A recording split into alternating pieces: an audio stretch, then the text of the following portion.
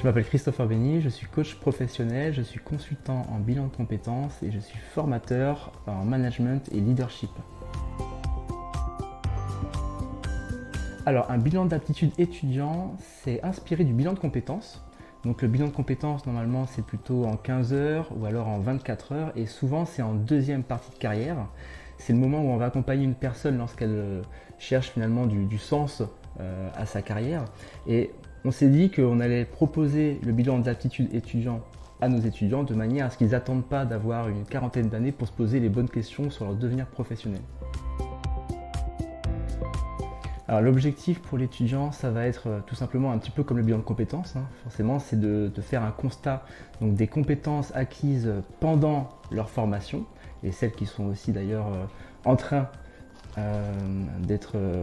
qui sont en cours d'acquisition, pour ainsi dire. C'est aussi leur montrer les compétences qu'ils peuvent obtenir dans leur poursuite d'études et constater si c'est bien en cohérence avec le parcours professionnel qu'ils veulent faire. Je pense qu'il y a un grand besoin de le faire.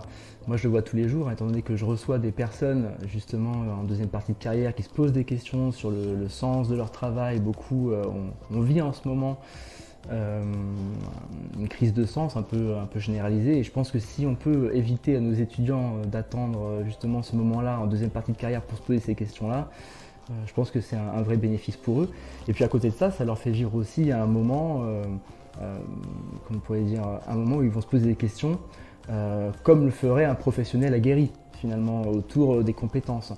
Et ce que je dis aussi, notamment dans le bilan, durant l'entretien, c'est que les étudiants ont des cours qui sont en lien avec des compétences professionnelles, mais étant donné que chaque professeur, etc., a sa propre pédagogie, et que, je crois, il essaie de rendre ça le plus ludique possible, etc., parfois on perd un petit peu le fil, finalement, des choses, et on oublie la compétence professionnelle qui est derrière.